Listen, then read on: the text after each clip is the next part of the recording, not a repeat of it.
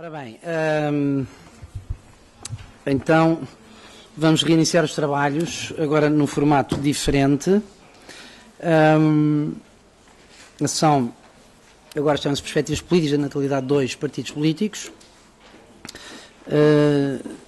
Eu quero agradecer, antes de mais, às deputadas dos vários grupos parlamentares que estão presentes. Acho que a doutora Helena Pinto não pode vir, portanto, temos cá, eu se não se importa, retiro os títulos e a mim também retirem-me o título, está bem? Portanto, Mónica Ferro, do PSD, Catarina Marcelino, grupo parlamentar do PS, Paula Santos, grupo parlamentar do PCP, Inês Teutónio Pereira, do CDS, que substitui Teresa Queiro, que era para vir, e Elisa Apolónia, do PEV. A ideia desta sessão, e esta sessão no fundo articula bem com a anterior, porque no fundo na anterior, se bem estão recordados, falou-se aqui na hipótese de haver um compromisso político duradouro para que haja de facto uma política de natalidade em Portugal, porque de facto estamos com um inverno demográfico que já começou há umas décadas e que ainda tende a continuar.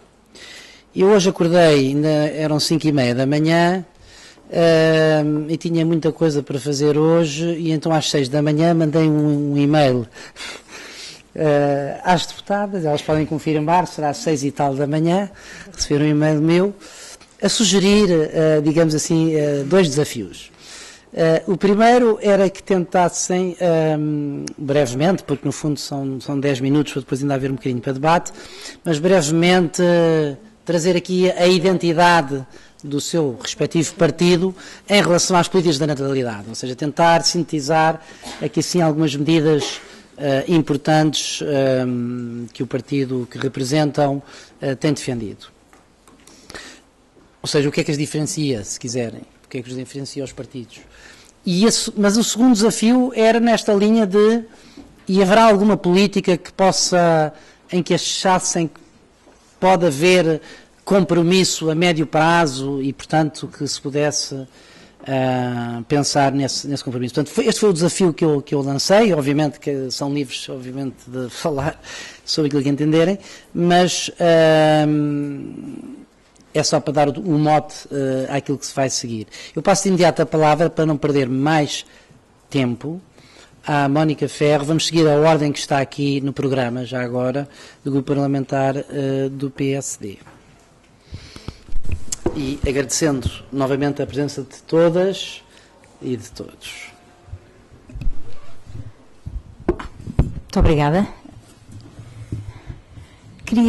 Se me permitem, queria começar por agradecer o convite e espero que não me levem a mal, mas eu vou fazê-lo na pessoa do Duarte Vilar, da Associação para o Planeamento da Família, com quem o Grupo Parlamentar sobre População e Desenvolvimento trabalhou muitos anos e continua a trabalhar, por partilharmos exatamente uma preocupação muito grande com questões como a da natalidade, mas que vai para além desta agenda da natalidade. Nós começamos por trabalhar com a APF também muito da questão da saúde sexual e reprodutiva, que teve um peso grande nesta conferência, e trabalhando as áreas da saúde sexual e reprodutiva, trabalhamos sempre muito as áreas da educação, as áreas da igualdade, as áreas da participação política das mulheres, da participação associativa das mulheres, porque de facto do que aqui já foi visto, e o programa era estupendo. Eu penalizo-me imenso por não ter conseguido vir antes, mas apanha dias de trabalho parlamentar e não foi possível, embora tivesse muito para aprender com o que aqui foi dito,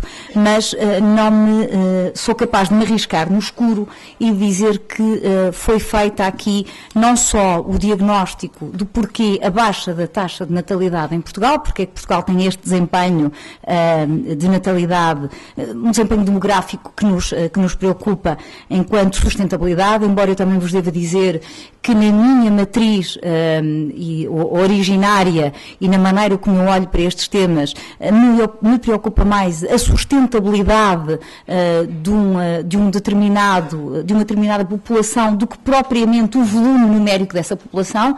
Esta é uma das mudanças que nós acompanhamos, e quando eu digo nós, eu vou explicar como o convite me foi dirigido enquanto Grupo Parlamentar sobre População e Desenvolvimento. A minha cabeça, eu sou a coordenadora desse grupo na Assembleia da República, a minha cabeça pensa sempre nestas dinâmicas e, portanto, para mim, quando olho para a população e desenvolvimento e percebo que a população é chave na determinação de um projeto de desenvolvimento socioeconómico e humano, preocupa-me mais a questão da sustentabilidade dos direitos e dos modos de vida dessa população do que determinar propriamente um número mágico ideal para o tamanho dessa população. Portanto, a minha análise é sempre feita na população, não de uma perspectiva demográfica, numérica, mas sim de uma perspectiva de sustentabilidade de direitos e sustentabilidade de modelos. É isso que me preocupa.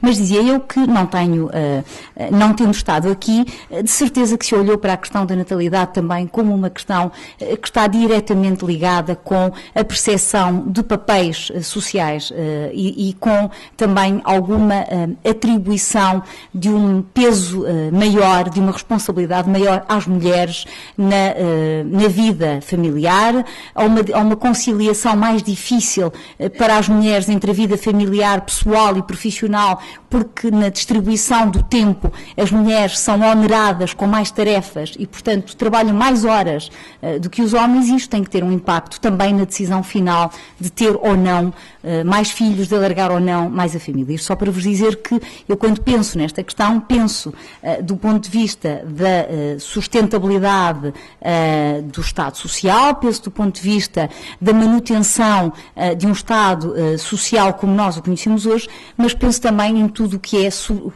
necessário para questionar este padrão e para tentar perceber quais é que são os pontos de entrada para quebrar esta tendência, este ciclo, se assim quiserem. Ou seja, é preciso uma política integrada. Não há uma política que responda de uma forma cabal, de uma forma decisiva a este desafio da natalidade em Portugal, e o título desta conferência ilustra desde logo isso, dizendo que se trata de uma questão que é social, que é económica e que é uma questão política também. Eu queria começar, o nosso moderador esqueceu-se de referir uma parte importante do e-mail, é que ele nos sugere que não nos alonguemos, porque a parte importante é o debate e eu vou cumprir. Eu queria começar por destacar que esta questão, que é uma questão sentida há muitas décadas em Portugal, é uma questão que durante muito tempo foi, eu diria, atenuada, sem que vejam no atenuar uma conotação qualitativa, foi muito atenuada pela circunstância de termos uma migração com números expressivos em Portugal. Ou seja, quando nós olhávamos para o balanço demográfico, nós tínhamos uma grande imigração que nos permitia fazer um balanço que nos deixava relativamente tranquilos. Como sabem, com a política de regresso aos seus países de algumas comunidades que eram bastante expressivas em Portugal, talvez isto tenha feito soar alguns alarmes e, de facto, o desequilíbrio demográfico português veio-se acentuar. E acentua-se, sobretudo, numa perspectiva de se vir a agravar nos próximos anos, porque eu creio que, quando nós olhamos para estas matérias, temos muitas vezes a sensação de ser algo que toda a gente sabia. É a questão do elefante na sala. Toda a gente sabia, toda a gente pressentia e, no entanto, a questão tardava em ser tratada politicamente. E o que foi feito nestes últimos anos foi, além de um diagnóstico, pô-lo na agenda política. E, se me permitem vestir a camisola do PSD neste momento, a verdade é que foi o PSD, num dos seus congressos, que elege este tema como prioridade política. E elege-o nomeando uma comissão, acabou de sair daqui o professor Joaquim Azevedo, mas elege encomendando, está ali o professor não tinha visto, elegendo o professor Joaquim Azevedo para chefiar uma comissão que tratou exatamente de estudar quais é que eram as facetas deste problema e quais é que eram as soluções intrincadas, integradas que era preciso encontrar para esta questão. O relatório foi aqui exposto, os vários eixos de atuação que são fundamentais para quebrar este ciclo e para inverter esta tendência, e é claro que isto se permanecesse aqui nesta tarefa, já era um contributo de per si, porque pôs a questão na ordem do dia, pôs toda a gente a debater a questão, mas o trabalho continuou. E agora continua também, não só porque se dirigiram cartas às várias entidades que se considerou que teriam um papel importante nesta matéria. O relatório foi enviado a várias entidades e o PSD dirigiu uma carta aos órgãos de soberania, partidos políticos, Conselho Parlamentar, parceiros sociais e várias instituições da sociedade civil sobre esta temática da natalidade. E esta matéria foi acolhida politicamente também dentro da Assembleia da República e a verdade é que todas nós que aqui estamos podemos testemunhar que neste momento todas as comissões da Assembleia da República se estão a dedicar à área da natalidade e à promoção de uma política ativa de remoção de obstáculos à natalidade e de proteção das crianças e das famílias. E quando eu vos digo todas as comissões, estou a dizer mesmo todas. Há um projeto de resolução que é apresentado, que é discutido, e agora há um trabalho conjunto que está a ser feito, em que têm desde a Comissão de Assuntos Constitucionais, Direitos, Liberdades e Garantias, até à Comissão de Defesa, à Comissão de Negócios Estrangeiros, à Comissão de Saúde, à Comissão de Trabalho, à Comissão de Orçamento e Finanças. Todas as comissões estão envolvidas neste trabalho de terem selecionado uma série de entidades para virem discutir connosco quais é que são os grandes obstáculos à natalidade, para a remoção desses obstáculos e quais é que são as políticas proativas que podemos encetar nesta matéria. É claro que isto não significa que não se tenham encetado medidas já.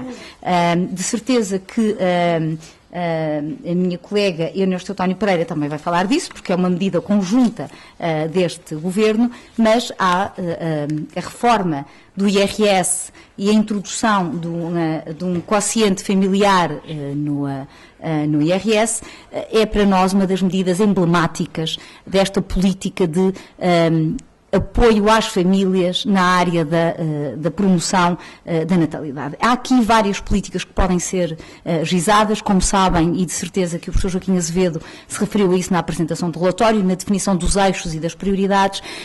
E as políticas podem tocar desde esta matéria da remoção de obstáculos até apoios financeiros às famílias, até à questão dos equipamentos sociais, porque de facto não deixa de ser curioso que Portugal seja dos países que tem famílias em que ambos, no caso de famílias com dois progenitores, ou no caso das famílias monoparentais, de pessoas que mais trabalham fora de casa e que têm, em percentagem, uma cobertura mais eficiente de equipamentos sociais que nos permitam ter um apoio nessa matéria. E este é um dos exemplos, ou, por exemplo, a questão da existência de flexibilidade de horários, a questão da conciliação dos horários de trabalho com os horários das escolas, com os horários das ATLs, ou seja, há um conjunto muito grande de medidas que podem ser tomadas, mas não podemos deixar de considerar que as medidas com impacto fiscal são das que têm não só um impacto mais imediato, como são as que podem ter uma repercussão mais mensurável a curto e médio prazo. E eu, portanto, não posso deixar, no minuto e meio que me resta, não posso deixar de referir a questão do quociente familiar e deixar de o ligar também com a questão da reforma da fiscalidade verde, porque, como já creio que muitos perceberam, esta medida de fiscalidade verde, que se destina a ter um impacto neutral, um impacto fiscal neutro, vai ser exatamente o impacto desta medida da fiscalidade verde que nos vai permitir compensar as outras medidas em sede fiscal e que vai, em última instância, esperamos nós, permitir também devolver a sobretaxa aos portugueses, a sobretaxa de IRS que se está a cobrar. Mas esta reforma no IRS, com a introdução do quociente familiar, como sabem, vem provocar que seja atribuído a cada filho e ascendente um quociente no IRS, com benefício total plafonado, ou seja, são introduzidos limites crescentes em função do agregado familiar, por filho, e consideradas as situações da carência.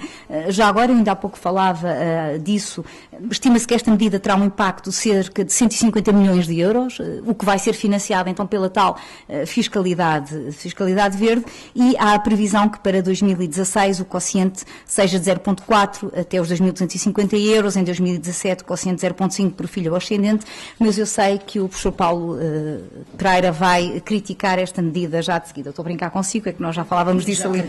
Já criticou, não é? Portanto, eu já me estou a expor a receber uma crítica, mas é isso que faz o debate e é assim que nós aprendemos. Esta atribuição da ponderação por filho e por ascendente, na nossa opinião, é o que nos garante a equidade. E a introdução de um limite global, para nós, parece-nos poder garantir a não regressividade da medida, mas podemos discutir isso, que eu sei que essa é uma das questões. Para nós foi muito importante, nesta medida, uma crítica, uma pergunta que me fazem muitas vezes, que é se legislar especificamente para as famílias que têm filhos não prejudica as famílias que não têm filhos. E, portanto, a resposta a mim parece-me clara, mas depende exatamente do instrumento que se adote. Porque, na realidade, o que nós aqui estamos a fazer não é penalizar as pessoas e as famílias que não têm como projeto de vida ter filhos, é um projeto de vida tão válido como qualquer outro. Na realidade, o que nós aqui estamos a fazer é desonerar as famílias que têm filhos e desonerar mais as que têm mais filhos, porque as famílias que têm filhos têm um custo factual com a criação e com a educação das crianças. E, portanto, a estratégia aqui não é penalizar as famílias que não têm filhos, mas sim desonerar ou aliviar os encargos das que têm mais filhos. No nosso entendimento, esta é uma medida que promove a natalidade e que é importante para que se crie outras condições, para que se crie as condições mais favoráveis a um aumento de natalidade. Mas eu já excedi o meu tempo, eu sei que vamos poder discutir isto mais adiante, mas quer o novo regime de deduções, que também é muito importante, quer a introdução deste quociente familiar, que é como o mérito intrínseco deste momento, nós estarmos todos preocupados com esta matéria e terem a Assembleia da República toda a preparar relatórios que estarão prontos mais ou menos na próxima semana. Aliás, nós andamos todos com uma agenda louca, porque entre audições e trabalho normal estamos todos muito focados nesta ideia. Eu creio que essa poderá não ser a marca distintiva do PSD de per si, mas é com certeza uma das iniciativas que mais nos orgulhamos nesta matéria. Não chega, mas acreditamos que é importante dar estes sinais. Desculpe, já me excedi. Muito obrigada. Muito obrigado.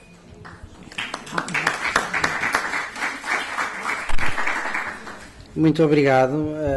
Digamos que esteve dentro da margem, mais ou menos, de tolerância, mas foi muito interessante e esclarecedor, que é o mais importante. Passava, então, de imediato à deputada Catarina Marcelino. Bem, muito obrigada. Antes de mais, boa tarde a todos e a todas e aos resistentes, porque sei que estão aqui há muitos, desde ontem, e nós já somos a última mesa e é cansativo. Não quero dizer que nós vos vamos cansar, mas é cansativo estar o dia inteiro a trabalhar e, portanto, queria também dizer que vim mais cedo e que ouvi a mesa anterior, o que me fez ter uma reflexão sobre a reflexão que já trazia, portanto, espero conseguir não me baralhar toda e transmitir aqui as ideias que queria. E queria agradecer, obviamente, ao ICS e à APF o convite para este seminário, que me parece muito importante, porque no âmbito destas comissões todas que estão a acontecer na Assembleia da República, destas reuniões todas, às vezes é bom juntar toda a gente numa sala com uma perspectiva menos frenética, passa a expressão, e refletir sobre as coisas e tentar chegar a algumas conclusões bastante objetivas que sirvam depois para que nós possamos fazer o nosso trabalho político sobre elas. Bem, eu queria começar por dizer que quando pensamos estas questões, nós temos que ter em conta alguns aspectos fundamentais que são prévios e julgo que nós temos que avaliar com objetividade, antes de pensar que políticas de natalidade é que podemos promover, que estado de providência temos. De onde é que partimos do ponto de vista do contexto que há bocado se chamou particular da situação em que o país se encontra, mas também de que estado de providência temos, em que modelo de estado de providência nos incluímos. Acho que é importante partir dessas premissas. Que estrutura de mercado de trabalho temos? É outra premissa fundamental. A necessidade de focar as políticas de família, ou seja, de ter uma linha de políticas de família expressas e não políticas avulso que depois em determinado momento são ou não são políticas de família. Não tem problema nenhum haver políticas de família, e eu aqui falo de um preconceito que a esquerda tem muitas vezes com a família. Eu gosto mais de dizer políticas de famílias, e vou um pouco ao encontro do que eu ouvi há pouco, porque de facto as famílias a sociedade constitui-se por pessoas, por famílias, e não tem problema nenhum pensarmos nas políticas de famílias, podemos pensar em perspectivas ideológicas diferentes, obviamente. E, portanto, tendo em conta eu ainda tinha aqui mais um tópico, que era, já nem consigo perceber o que escrevo, uma questão que há bocado também foi colocada, que é quem são os nossos alvos? Quando pensamos nestas políticas, a quem é que queremos chegar, a quem é que queremos atingir? E aqui falámos há bocado de imigração, mas eu acrescentaria, por exemplo, a imigração, porque se a maior parte dos imigrantes são jovens, então se calhar trazer esses jovens para Portugal é uma forma de promover a natalidade, não de uma forma direta, com uma política que serve o equipamento social ou serve a fiscalidade, mas é uma forma de trazer as pessoas para que a idade fértil possam ter filhos no nosso país. Portanto, acho que essa questão dos públicos e da focagem dos públicos, muito, muito interessante. Depois, pegando aqui nas questões que me foram colocadas aqui pelo nosso moderador, quais são as perspectivas que o Partido Socialista tem nesta matéria?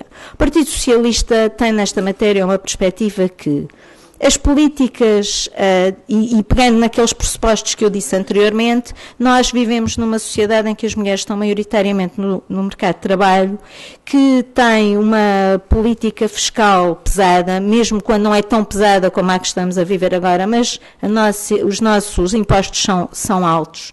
Temos uma realidade em que os nossos transportes públicos, muitas vezes, e os movimentos pendulares, sobretudo nas áreas metropolitanas, são difíceis, e em que as mulheres continuam a fazer, como eu também há pouco ouvia a Elisa Prista falar, mas que é um dado conhecido, as mulheres fazem muito mais trabalho trabalho doméstico do que os homens, e portanto têm uma componente de peso na sua vida do ponto de vista do trabalho relativamente aos homens. E portanto, perante esta nossa realidade, nós temos uma questão que é central para o Partido Socialista. Nas nossas políticas, as políticas públicas que nós façamos ou que possamos promover nesta área, são sempre políticas públicas que têm que ter um foco nas questões da igualdade de género. Nós não queremos desenvolver políticas públicas que sejam desenvolvidas à custa das mulheres. Políticas públicas de apoio à natalidade que sejam feitas à custa das mulheres. Isto para nós é um pressuposto muito válido, muito importante e que nós não abrimos mão. E quando ouvimos falar da questão do trabalho a tempo parcial, nós percebemos a bondade da questão e até percebemos que a questão, quando ela é escrita para mulheres e para homens. Mas tal como as licenças de parentalidade, que também são para mulheres e para homens, porque hoje é parentalidade, não é licença de maternidade, pode ser partilhada como as pessoas entenderem. O facto é que quem fica maioritariamente em casa com as mulheres mais tempo são as mulheres. Portanto, a política, na sua concepção, foi construída para mulheres e homens, em igualdade de circunstâncias, mas na prática não é isso que acontece. E o trabalho a tempo parcial tem este problema grave. Se ele for implementado, num país que tem este benefício e esta vantagem, que as razões históricas não são positivas, mas resultaram nisto, que é as mulheres estarem no mercado de trabalho a tempo inteiro, pelo menos na nossa perspectiva é positivo, o tempo parcial pode trazer aqui uma regressão, e uma regressão que depois tem impactos, inclusive naquilo que é o final do ciclo de vida das mulheres, no que diz respeito à proteção social. Portanto, eu queria só explicar, porque há bocado estava a ouvir e estava cheio de vontade de dizer isto, e agora tive de facto a oportunidade de o poder dizer. Também a conciliação, e isso é um ponto ainda às questões de consenso, eu acho que a conciliação é um dos pontos onde pode haver consensos, porque a questão dos equipamentos sociais eu acho que é uma questão razoavelmente consensual. Os equipamentos sociais, hoje, para a primeira infância, têm um rácio muito bom, porque antes do programa Pares, de facto, estava abaixo da meta de Barcelona, mas agora está acima da meta de Barcelona, que é a meta europeia que diz que em cada 3 crianças, uma deve ter lugar no equipamento social para esta fase da vida, e depois do programa Pares nós estamos acima da meta de Barcelona. Portanto, o nosso país não está assim tão mal do ponto de vista da resposta dos equipamentos sociais. Qual é o problema? São os horários, que já aqui hoje foi falado, e de facto tem que se fazer essa reflexão, e o preço das respostas sociais. E aqui também há pouco ouvi que a classe média pode não ser o problema, e eu vou dar a minha opinião de que a classe média é o problema, e a natalidade cruza com o problema dos casais jovens de classe média. Só para terem uma ideia, se calhar alguns terão, outros não, uma família com um rendimento entre os 1.700 e os 2.000 euros brutos por mês, paga de creche numa IPSS cerca de 250 euros. E se tiver 2 filhos até pode ter um desconto, mas o desconto nunca ultrapassa os 15%.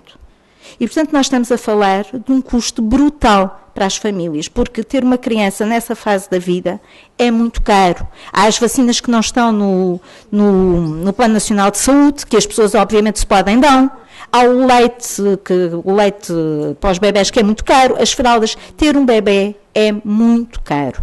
E isso tem impactos mesmo para a classe média, nesta fase da vida destes jovens de classe média, que é muito diferente porque não estão no topo da carreira, tem dificuldades e tem custos elevados. E, portanto, eu acho que a classe média deve ser um foco e também deve ser considerada nas políticas, neste tipo de políticas. Mas eu acho que este nível da conciliação, há de facto aqui espaço para um entendimento. Depois, a questão da escola. A escola é muito importante, o ensino é muito importante, o ensino tem problemas complicados. As atividades extracurriculares foram uma medida extremamente positiva no que diz respeito à conciliação. E mais um dado, eu ainda tenho tempo, não tenho? Mais um dado, só para terem uma ideia. Quando a escola a tempo inteiro foi implementada no ano de 2005-2006, no ano letivo 2005-2006, no ano letivo anterior, havia 400 mil crianças no ensino público em Portugal no primeiro ciclo.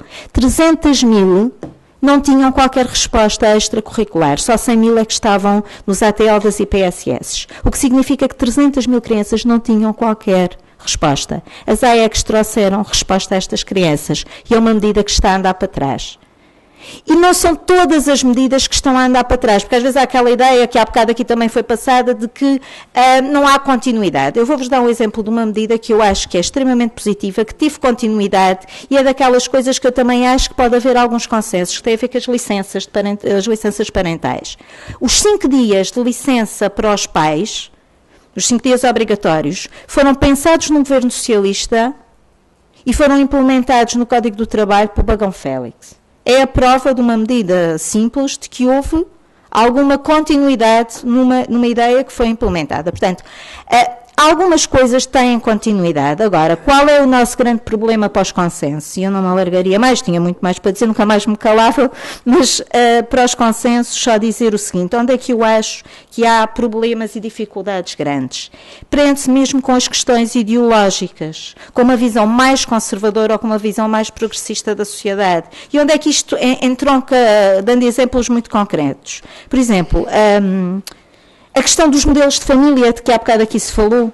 Como é que nós olhamos para as famílias? Que modelos de famílias é que aceitamos na sociedade e o que é que aceitamos incluir nas nossas políticas e na nossa concepção política? Eu concordo que o Estado não tem que ter moral, o Estado tem que ter ética. A moral sai fora do nosso âmbito, mas de facto a moral continua a influenciar as políticas públicas. A questão, por exemplo, da procriação medicamente assistida é um excelente exemplo. Porque é que uma mulher solteira, que já não vou a outras questões, mas porque é que uma mulher solteira queira ter um filho, que é ótimo para a natalidade, é mais uma criança que nasce, que tenha esse desejo, não o pode fazer por procriação medicamente assistida. É uma questão que eu coloco, mas há aqui um fator ideológico que nos dificulta neste debate. Outro exemplo concreto do passado, a questão da interrupção voluntária da gravidez. A interrupção voluntária da gravidez, ao contrário do que possa parecer, foi um fator positivo, a despenalização para a natalidade, porque a interrupção voluntária da gravidez criava problemas graves de saúde às mulheres, porque era feito sem condições. Muitas vezes ficavam inférteis e essas mulheres hoje não vão ficar inférteis e mais à frente podem ter um filho. Portanto, há aqui um conjunto de questões, e para além de que devem fazer o planeamento familiar, é suposto fazerem o planeamento familiar, o que também ajuda a que se tenha crianças em melhores condições. Mas eu também podia trazer aqui, mesmo para finalizar, medidas positivas que governos PSD implementaram. Aliás, as questões do planeamento familiar devem-se ao Dr. Albino Naroso, pelas mãos de um tempo do PSD. Essa questão dos 5 dias foi o Bagão Félix que pôs na agenda. A questão do encerramento das creches, que depois levou, das maternidades, que depois levou a que se reduzisse a mortalidade infantil em Portugal, foi a Leonor Beleza. Portanto, há um conjunto de questões positivas que todos os governos têm feito e eu acho que há espaço para consensos. Acho que há espaço para consensos em questões que são mais fáceis de consensualizar por razões ideológicas, porque esse é o nosso grande problema que nos divide em algumas matérias. Muito obrigado. Estou a gostar de ouvir alguns consensos. Vamos passar já à deputada Paula Santos, do Grupo Parlamentar do Partido Comunista Português.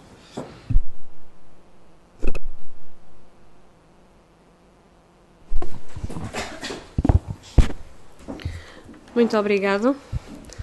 Eu queria também agradecer o convite que nos foi endereçado para podermos participar neste debate e também aqui expressar aquilo que tem sido as nossas opiniões e reflexões em relação a esta matéria, que nós consideramos de facto que as questões relacionadas com a natalidade é uma matéria profundamente relevante e muito importante hoje no nosso país e de facto ela é importante, eu diria até, não só no presente, mas principalmente para o futuro, para o desenvolvimento do nosso próprio país. Eu creio que quando abordamos esta questão, e vou procurar também ir ao encontro dos aspectos que nos foram colocados para abordar nesta matéria, mas eu não queria deixar de referir aqui um aspecto, porque para nós podermos combater os motivos, as causas que levam à redução da natalidade do nosso país, temos que as identificar bem para que, de facto, que as medidas que possam vir a ser implementadas efetivamente deem uma resposta a essas causas que são identificadas pelas pessoas. E era por aí que eu gostaria de começar. Na nossa perspectiva, e eu creio que isto é uma opinião generalizada, as causas não são uma, elas são vários, multifatores, de facto, as condicionantes ou os fatores que têm contribuído para a redução da natalidade no nosso país são vários, distintos, de várias áreas, que para cada família ou que para cada casal não pesarão todas ou não pesarão todas da mesma forma e algumas serão porventura mais determinantes que outras na tomada de decisão dos próprios casais acerca de quando irão ter filhos e quantos filhos irão ter, mas eu creio que há que colocar essas causas, porque os números que nós conhecemos e nós temos estado presente também num conjunto de audições que têm sido realizadas na Assembleia da República e o próprio INE, aliás, já tínhamos visto o inquérito à fecundidade, mas o próprio INE referiu também esses números. A verdade é que quer a fecundidade final esperada ou o número da fecundidade desejada, ele efetivamente é mais elevado que aquele que é a nossa taxa de natalidade. E isto o que nos sugere, e a conclusão que podemos ter, é que efetivamente os portugueses, e os casais portugueses, as famílias, querem ter mais filhos. Esperam ter mais filhos, desejam ter mais filhos. Então, o que é que efetivamente condiciona e o que é que faz com que as pessoas não tenham esses mesmos filhos? Eu creio que à partida, e daqui dos contatos que temos tido, do que temos ouvido, do que temos lido, creio que há que colocar em cima da mesa, e o próprio inquérito da fecundidade também coloca, as questões relacionadas com os rendimentos, as questões relacionadas com o emprego versus desemprego. E podemos desenvolver, de facto, em muito estas matérias, porque eu creio que aqui está a gênese dos problemas, muito embora venham para cima da mesa, obviamente, muitas questões relacionadas com violação de direitos de maternidade e paternidade, saúde, educação, habitação, apoio social, podemos falar disto tudo, e eu creio que isto tudo condicionam também, e é verdade que condiciona.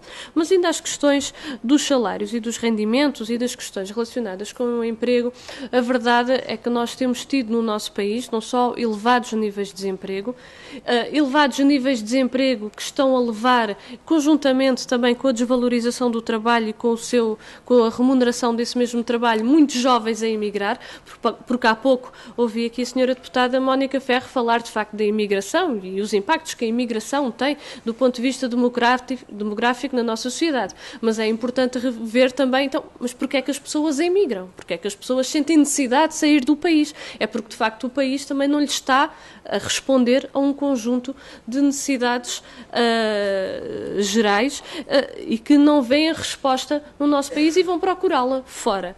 E, de facto, tem a ver exatamente com estas questões relacionadas com o emprego, desemprego, a precariedade. Não se compreende, por exemplo, e eu coloco aqui esta questão porque fala-se muito e os vários partidos falam efetivamente, e o próprio Governo também, as prioridades em relação à natalidade. Mas depois nós temos visto um conjunto de políticas a serem implementadas no nosso país que de promoção da natalidade não têm nada, muito pelo contrário, têm de redução. Mas posso dar exemplos concretos do que eu estou a dizer. E exemplos concretos do que eu estou a dizer é, por exemplo, esta questão, ainda há pouco tempo, anunciado em relação aos estágios profissionais para pessoas que estejam em desemprego há muito tempo e que isto embarca também, abrange muitos jovens. Então, mas se em determinado local, em determinada entidade, há de facto necessidade de criar há esse estágio profissional. Se há esse estágio profissional é porque há necessidade de haver esse posto de trabalho. Se há necessidade de haver esse posto de trabalho, então porquê é que em vez de se contratar uma pessoa por um estágio,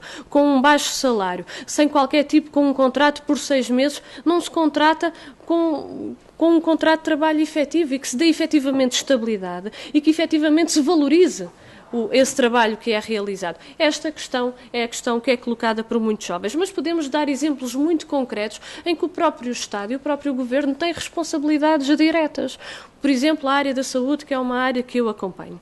Então, se está identificada a carência de milhares e milhares de enfermeiros no nosso país, nos centros de saúde e nos hospitais, se há milhares e milhares de enfermeiros que saem do país porque estão em situação de desemprego, não encontram um emprego e imigram, porque é que não se contratam esses enfermeiros então? Eles fazem falta. Eu não estou a dizer contratar por contratar, naturalmente. Estou a falar para cumprir os rácios que atualmente existem e que o Governo acordou das dotações seguras, quer nos cuidados de saúde primários, quer nos cuidados hospitalares. Estes são, naturalmente, alguns dos exemplos, mas posso também dar aqui exemplos e colocar aqui questões no que diz respeito aos direitos de maternidade e de paternidade no nosso país, que em muitos locais de trabalho são desrespeitados. É feita uma pressão, muitas das vezes, para que os próprios trabalhadores não usufruam desses mesmos direitos. Direitos que hoje já estão consagrados na nossa legislação.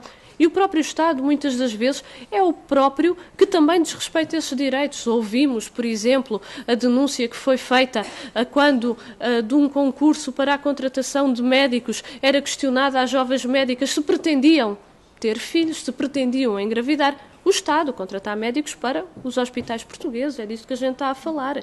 Ou outras situações que nós conhecemos também em hospitais do Serviço Nacional de Saúde, em que não é atribuído e é feita pressão, por exemplo, para as enfermeiras não utilizarem os direitos de aquelas horas de aleitamento que está previsto na lei, creio que são, no máximo, podem ir até 2 horas. Isto hoje é feito.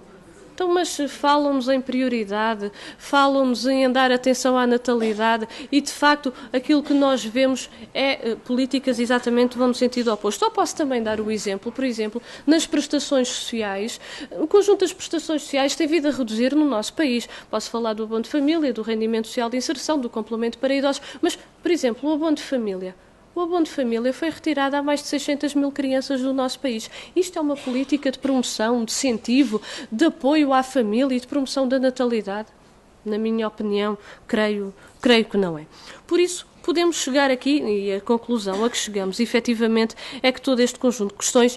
eu queria introduzir aqui um outro elemento, além das questões do emprego, dos baixos rendimentos, que é, de facto, o conjunto de medidas que têm vindo a ser implementadas nos últimos tempos e que têm empurrado milhares e milhares de portugueses para a pobreza, nomeadamente os últimos dados do INE, os dados que nos dão também são, de facto, bastante preocupantes, quando 24,4% das nossas crianças e jovens estão em risco de pobreza. E eu acho, de facto, isto deve nos fazer pensar, refletir, efetivamente, o que é que estas medidas e o que é que estas políticas estão efetivamente a contribuir. E eu coloco isto para chegar efetivamente a esta conclusão, que é, então, quem é que tem responsabilidades pela redução da natalidade no nosso país? Eu penso que não podemos responsabilizar as famílias. Esta decisão das famílias é condicionada concreta e é resultado das políticas que temos tido nos últimos anos, porque é verdade, e deixem-me introduzir também aqui este elemento que é o seguinte, a redução, podem dizer, mas a redução da natalidade não é de hoje, ela já vem de há muito tempo, é verdade, não é da última década, já é de há décadas que tem vindo paulatinamente a reduzir e de facto isto está associado às políticas de sucessivos governos, mas posso-vos dizer que, e nós consideramos, e os dados também demonstram isto, que nos últimos anos essa redução agravou-se bastante e, inclusivamente, acelerou. E isso não está, de forma nenhuma, desligada daquilo que também foi a nossa realidade nestes últimos 3 anos. Por isso, de facto, na nossa opinião, a responsabilidade da redução da natalidade não é das famílias, porque as famílias não têm filhos, não é porque não queiram, é porque não podem, de facto, derivado das suas condições económicas e sociais que, efetivamente, não contribuem para essa tomada decisão. E a verdade é que a maternidade também, a função social da maternidade, tem vindo a ser altamente desvalorizada no nosso país e isso vê-se também num conjunto de setores. O que é preciso então? Eu creio que o que é preciso é, de facto, garantir, e cabe aqui, naturalmente, ao Governo, e na nossa perspectiva, os sucessivos governos enquanto responsáveis pela situação a que se chegou, mas cabe efetivamente ao Governo garantir as condições para que as famílias possam tomar a sua opção de ter filhos e que não adiem essa mesma opção e que não optem só por ter um filho quando gostariam de ter 2. E é preciso garantir essa estabilidade e é preciso garantir essa confiança. Não é por acaso que no período a seguir ao 25 de Abril, de facto, houve um aumento da natalidade, porque de facto havia uma perspectiva de futuro, havia esperança, havia confiança. Confiança e esperança que hoje não existe. Mas essa esperança e confiança faz-se efetivamente com, na nossa perspectiva, uma ruptura com esta política. Porque não é possível promover a natalidade quando se quer contratar trabalhadores licenciados com 3 anos de experiência, carta de condução, que dominem 2 ou 3 línguas por um salário de 500 ou de 600 euros. É estas que são as ofertas de emprego para os nossos jovens. Eu pergunto, a partir daqui, muito obrigada, ainda bem que me chamaram a atenção, vou caminhar então para o fim. Vou caminhar então para o fim, agradeço imenso. Desta forma, de facto, não é possível chegar aí. Então eu queria avançar para concluir que soluções e caminhos é que nós temos. E, de facto, é preciso uma mudança de políticas. É preciso, efetivamente, ir àquelas que são as questões centrais. E o PCP tem apresentado inúmeras soluções na Assembleia da República neste sentido. Soluções para pôr fim à precariedade, com propostas concretas, por exemplo, todos aqueles contratos que correspondam a funções efetivas, a postos de trabalho efetivas, sejam tornados contratos efetivos de trabalho, para dar estabilidade às pessoas, que tenham vínculos, que tenham uma possibilidade de carreira, de desenvolvimento do ponto de vista profissional, valorização dos salários, a reposição de um conjunto de apoios sociais e que efetivamente as prestações sociais cumpram aquele que é o seu papel e que efetivamente possam permitir esse apoio.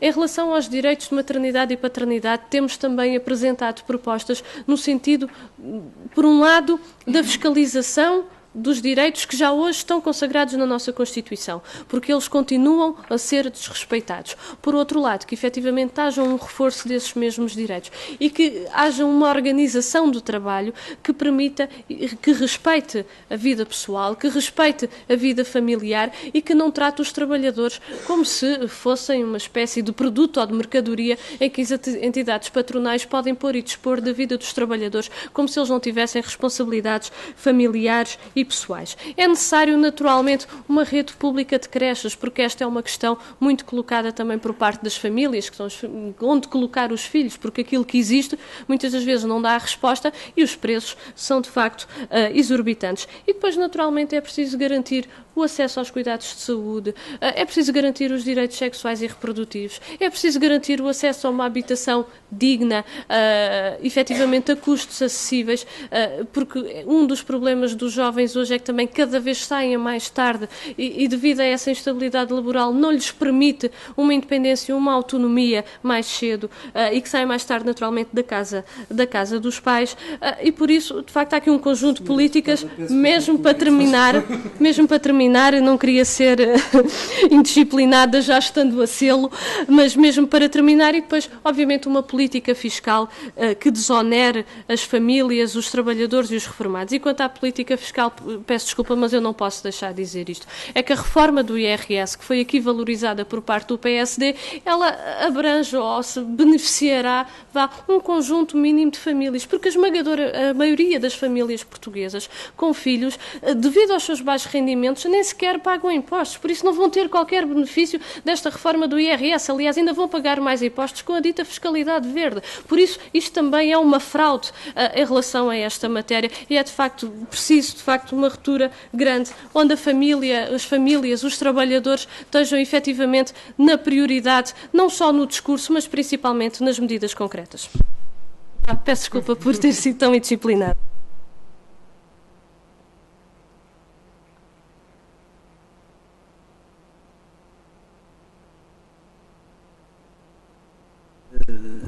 Peço desculpa, mas vai ter que sair depois de intervir, porque tem um compromisso a seguir.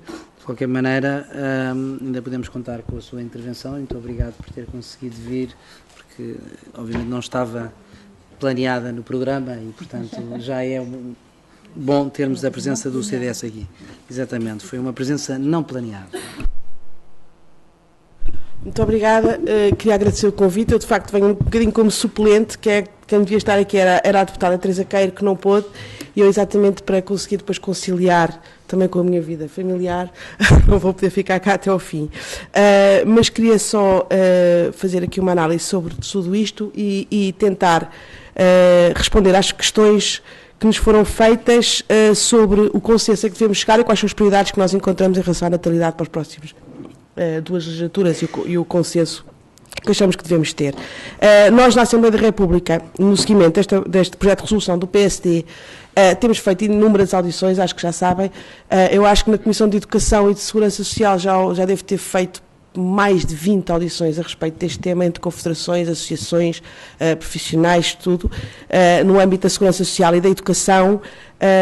Também já fui a algumas comissões fora deste âmbito, mas só porque me interessavam, e conclui-se várias coisas. A primeira é que a análise está mais do que feita. Esta análise começou a ser feita no final dos anos 90.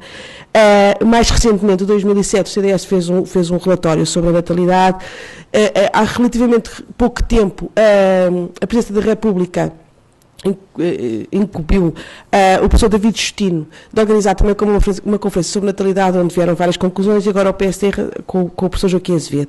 E obviamente que com a tendência, como todos já sabem, e estes 2 dias devem estar mais do que esclarecidos sobre isto, a tendência tem sido, desde a década de 70, tem vindo a descer a taxa de fecundidade, o índice sintético de fecundidade, sendo que obviamente tivemos agora uma descida mais abrupta nestes últimos 2 anos, porque tendo em conta que a tendência já era negativa, quando temos o aprofundamento de uma crise, a austeridade que teve que ser imposta, a troika, a contenção abrupta da despesa e tudo isso, obviamente que o rendimento disponível ficou mais reduzido, e isso reflete-se obviamente também na natalidade e na insegurança que as famílias tiveram relativamente ao futuro, o desemprego, tudo isto que obviamente são factos e evidências e que refletiram-se nesta descida destes últimos 3 anos mais abrupta. Graças a Deus este ano estabilizámos, esperamos que continue, não sabemos, ninguém pode dizer qual é que é o significado desta estabilização, mas de qualquer maneira já não continuamos a colecionar mais notícias, o que é bom. Obviamente que isto é um problema não só de natalidade, mas demográfico. Temos sempre que considerar aqui tanto a imigração como a emigração, e daí estes valores também oscilarem como oscilaram tanto no princípio da década de 2000 como agora, e tendo em conta a imigração, muita gente saiu de Portugal, e isso reflete-se obviamente, e há várias análises que se podem fazer, tanto sociológicas, culturais, de mentalidade, económicas e tudo isso. O que eu acho que nos prende aqui, e os debates que têm sido feitos, as audições que temos feito e a preocupação, é saber como é que se pode inverter esta tendência. E há 2 pontos aqui que me parecem fundamental. O primeiro é porque é que nós queremos inverter esta tendência. é que, por duas razões, não me parece que o Estado, e estou falando agora em relação às políticas públicas, não parece que o Estado tenha a convencer ninguém a ter filhos. O que interessa aqui é combater esta decalagem que existe entre o 1.7, isto foi uns números saídos do inquérito feito à fecundidade, acho que foi da Fundação Francisco Manuel dos Santos, que saiu com estes números, que é a vontade de ter filhos, que era de 2.3 e o 1.7, que era na realidade, agora já é 1.2. E é isso que se tem que combater, as pessoas que querem ter filhos e que não podem ter filhos, não conseguem, mas apesar disso querem. E outra coisa que foi focada também na conferência da Presidência da República é que a grande questão aqui é muito mais o segundo filho do que o primeiro. Ou seja, as pessoas, o primeiro, apesar de tudo, ainda o têm, quem quer ter, mas quando chega à opção do segundo filho, as limitações aí restringem completamente essa opção. E que, portanto, é aqui que se tem que combater numa primeira fase, numa fase de urgência, é a opção pelo segundo filho. A segunda razão, que obviamente o Estado tem que intervir nisto e tentar com todos os meios que possa ter e tornar isto um assunto obviamente cimeira e de urgência, é porque também nestes estudos revelam, e olhando só fazendo contas de matemática, que daqui a 40 anos seremos apenas 7 milhões de portugueses, tendo em conta que a tendência se mantém e que não há alteração na política demográfica nem nos movimentos de migração. E isto põe em causa a sustentabilidade do Estado, por aí fora, até o nosso crescimento económico, a nossa entidade cultural, por tudo isso. E, portanto, chegando aqui, obviamente, como é que vamos inverter esta tendência? As razões que os casais dizem que não querem ter filhos, novamente recorrendo aqui também, tanto aos estudos que foram feitos como aos inquéritos que foram feitos, é, em primeiro lugar, por causa do rendimento disponível, em segundo lugar, a conciliação, e aqui, / estruturas de apoio, e em terceiro lugar, a segurança, de sentirem segurança no futuro, e isto, obviamente, que vem com o emprego, com a habitação, e com vários incentivos, com as estruturas familiares de apoio e tudo isso. E, portanto, eu acho que nós estamos ainda numa fase, era bom que estivéssemos aqui todos a discutir, se calhar, não sei se era bom ou não, mas não estamos a discutir políticas de incentivo à natalidade, mas sim retirar os obstáculos, o Estado tem que retirar os obstáculos que as famílias têm. E são estes. Em relação ao rendimento disponível e à questão da crise, era boa notícia, por um lado, se estivéssemos todos à conclusão que seria por causa da crise que nós temos a taxa de fecundidade e a taxa de natalidade que temos. E assim esperávamos todos que passasse a crise, não estávamos aqui a fazer um debate sobre natalidade e automaticamente a natalidade iria crescer quando passasse a crise. Não é evidente, não é um facto, os últimos 30 anos não nos mostram isto e obviamente que a crise agrava, mas não é a causa. E, portanto, em relação ao rendimento disponível, tem que haver de facto um esforço do Estado, muito mais, no meu entender, em relação às estruturas de apoio e, portanto, facilitar a conciliação e focar-nos nisto. Ou seja, quando me perguntam qual é que eu considero que será, ou que o CDS considera que será a prioridade, no meu entender, a prioridade, e é isso que os casais sentem bastante insegurança, será centrar as políticas na primeira infância. Nós, hoje em dia, uma família paga mais pelo filho numa universidade do que numa creche ou num jardim de infância. Muitas vezes isto acontece. E eu acho que se conseguiu estabelecer o pré-escolar na altura do engenheiro António Guterres, e se fez uma prioridade nessa altura, o pré-escolar, e que hoje em dia todas as famílias gozam disso, e foi um apoio fabuloso a todas as famílias portuguesas nessa altura, na década de 90, acho que tem que se dar o passo seguinte, que é tornar o pré-escolar obrigatório. Ou seja, a partir dos 3 anos, todas as famílias saberem que têm, de facto, um sítio para deixar as crianças e que, tornando o pré-escolar obrigatório, apoiando-se o Estado, tanto nas estruturas que já existem, tanto privadas como IPSS, como públicas, sei que é um passo grande, mas se nós queremos, de facto, resolver o problema da natalidade e ajudar as famílias a terem os filhos que querem ter, tem que se fazer um esforço, de facto, nesta área, e eu parece-me que é a mais premente. É nestas estruturas de apoio. Obviamente que o aumento dos apoios às creches é também fundamental, e isso tem sido feito, já aqui foi dito que o rácio obviamente é bom, não foi só com o programa PARES, até porque eu acho que mas não vou entrar por aqui, o programa PARES parece-me a mim que foi mal planeado e que fizeram-se creches em sítios onde não era preciso, mas de qualquer forma o que se conseguiu fazer foi aumentar os lugares de creches. Hoje em dia temos mais crianças apoiadas, temos mais crianças em creches, e isso é bom. De qualquer maneira é preciso flexibilizar o horário, E quando eu falo em flexibilizar o horário, é flexibilizar de facto o horário. Nós temos muitas famílias, muitas pessoas, muitas mulheres e homens a trabalhar fins de semana, feriados e fora de horas, em todos os serviços, tanto públicos como privados que existem, e quanto mais flexível for o horário, melhor é o apoio para as famílias. Eu acho que nós temos que nos focar, de facto, neste apoio que as famílias precisam, fundamental para as crianças dos 0 aos 6 anos. E temos que ser práticos nisto, e então quais são as carências que elas têm, onde é que nós podemos combater essas carências, e muitas vezes nem custa muito dinheiro, ou nem custa dinheiro de todo, é algum bom senso. Também rever o calendário escolar e o horário escolar, parece-me fundamental. E estou a ir com medidas concretas, sendo que, respondendo à pergunta que foi feita, acho que é nesta área dos 0 aos 6 que tem que haver consenso entre os partidos e tem que haver consensos para lá das legislaturas, parece-me a mim, é neste apoio, e acho que é muito na segurança social e na educação, ou seja, estou a falar no pré-escolar e nas creches, parece-me que é aqui. Acho que, obviamente, tendencialmente os manuais devem ser gratuitos, e até o transporte escolar, estamos a falar sempre a longo prazo, tem que ser bastante mais facilitado, ou seja, nós temos que tirar todos os obstáculos que as famílias têm para poderem ter os filhos tanto nas escolas como nas creches. E isso é fundamental. A nível de educação, porque quanto mais educação nós conseguimos e melhor educação conseguimos dar aos nossos filhos, mais liberdade eles terão para escolher os seus caminhos e só assim é que se consegue combater as crises a longo prazo, isto sustentavelmente. Portanto, é sempre na educação que começa tudo, é a minha teoria, eu acho que é por aí que temos que ir. Em relação ao consciente familiar, que aqui foi falado e que acho que vai ser, eu ainda vou tentar apanhar a primeira parte do debate, mas não sei se consigo, não, só aqui, voltando aqui a um ponto que o PS referiu, que tinha a ver com, havia um obstáculo ao nosso consenso, ao consenso entre os partidos, que seria a nossa noção de família, ou seja, aqueles mais conservadores, menos conservadores. Eu, sinceramente, não consigo perceber aonde, tendo em conta que todos os apoios que são dados às famílias, mesmo a majoração de subsídios de emprego para casais desempregados ou famílias monoparentais, ou seja, trata-se de todas as famílias, sejam elas que modelos forem, monoparentais, uniões de facto, casamentos, o que for, da mesma forma, tanto a nível fiscal como a nível da segurança social. Portanto, não estou a ver aqui onde é que haja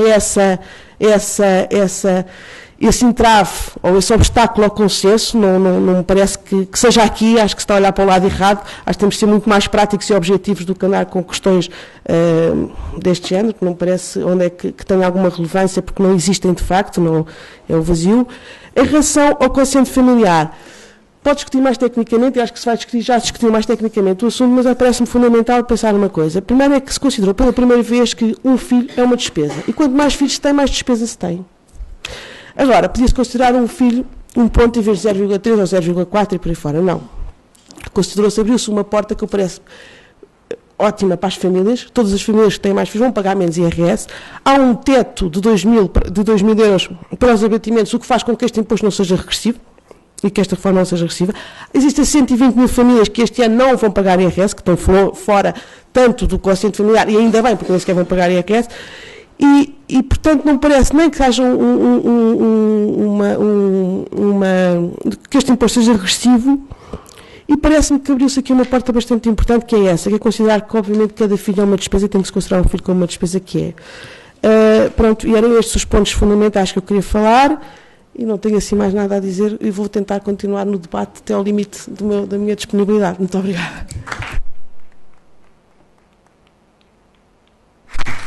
De certeza que foi porque a Inês vai ter que sair, que foi a que gastou menos tempo, 10 minutos e 57 segundos. Bom, last but not least, daria já a palavra à Luísa Polónia, para depois podermos abrir ainda um bocadinho o debate geral, antes de... Muito bem, muito obrigada. Eu quero também, em nome do Grupo Parlamentar Os Verdes, que o convite foi dirigido ao grupo, não é? Apesar de... a uma pessoa concreta, mas pronto, agradecer o convite que foi feito. E queria dizer, talvez, que o único consenso, assim, substancial que se conseguiu nesta legislatura a propósito da matéria da natalidade foi, de facto, colocá-la na agenda política, na Assembleia da República. E colocar na agenda política, na minha perspectiva, não é suficiente.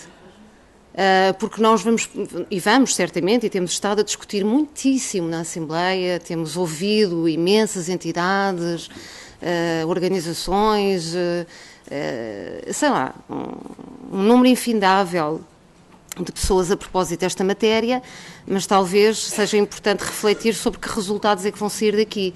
E os resultados vão ser alguns relatórios, pelo menos 12, das 12 comissões permanentes, e depois a ver vamos. Isto para dizer o quê? Que mais do que colocar a questão na agenda política, o importante era que se tomasse a questão como um objetivo político prioritário. O que é que isto significa? Significa que nós, na definição de medidas políticas, podemos definir conjuntos-chaves de objetivos. A natalidade deve ser um deles, porque de facto é uma questão muito problemática do país aos mais diversos níveis, com repercussões económicas, sociais e por aí fora gravíssimas. E quando nós definimos objetivos políticos, quando tomamos medidas concretas nos mais diferentes setores, temos que aferir que resultados, ou que consequências, ou que repercussões saem das medidas concretas para o objetivo que nós queremos atingir. E as medidas, assim, muito provavelmente seriam pensadas de forma diferente. Pronto, isto para dizer o quê? Que se definirmos a matéria da natalidade como objetivo, ela deverá necessariamente integrar o pensamento da definição das políticas setoriais a tomar. Por falar em políticas setoriais, eu tenho achado curioso, em algumas comissões, e agora estou-me a lembrar em particular da Comissão de Ambiente, mas agora não vou referir associações em concreto, nem entidades, mas foi curioso perceber que algumas associações recusaram o convite que a Assembleia da República fez por considerarem que não tinham nada a dizer a propósito da matéria da natalidade, ou seja, por considerarem que não estava dentro do seu âmbito. Não era de preocupação pessoal das pessoas, claro, não era isso, mas dentro do âmbito da intervenção e da preocupação da associação. Isso é uma coisa também que nos deve fazer refletir sobre a matéria da transversalidade, não é? E desta questão da natalidade. Bem, então eu julgo que a grande questão que se coloca neste debate, ou que pretenderam colocar aos grupos parlamentares,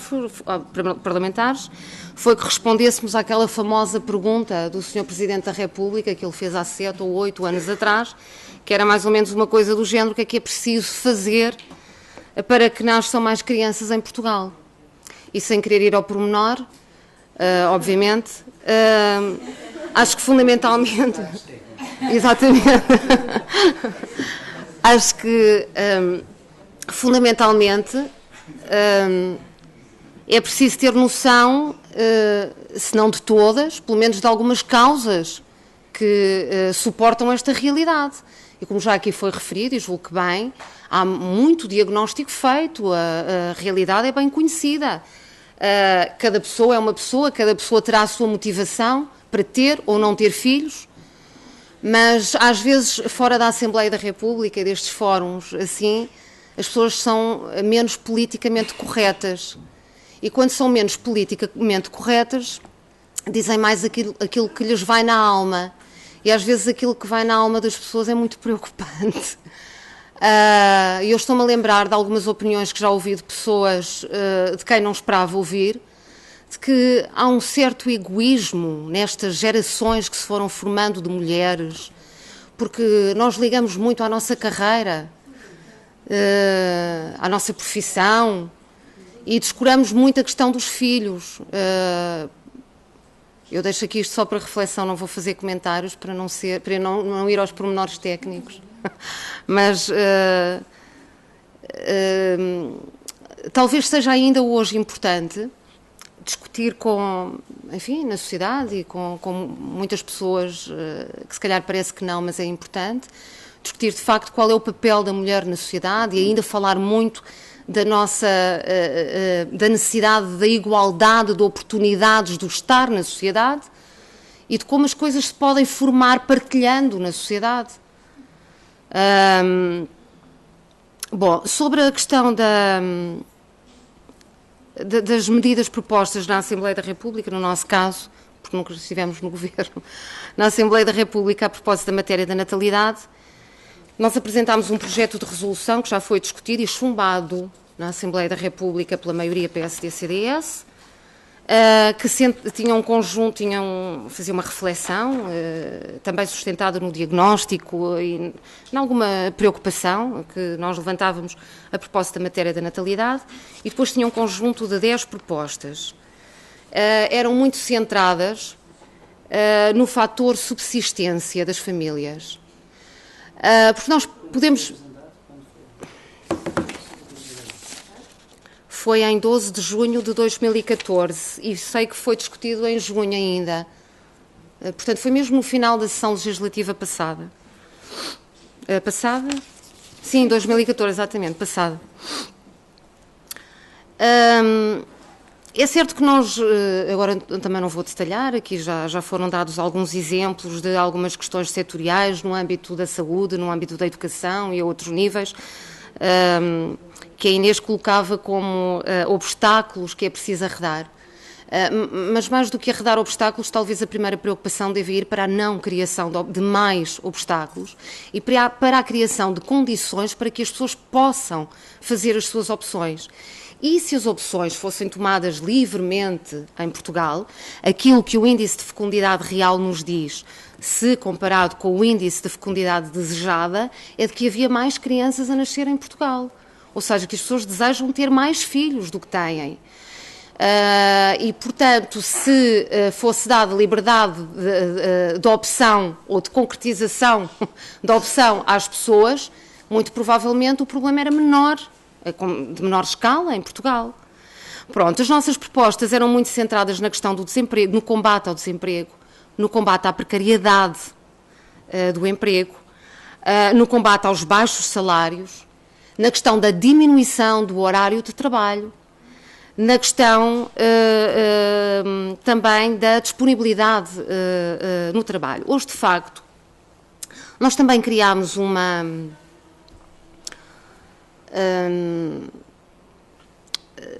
desculpem, agora falha-me a palavra, mas uma forma, um estilo de vida, uma forma de estar na sociedade, e geraram-se políticas de tal forma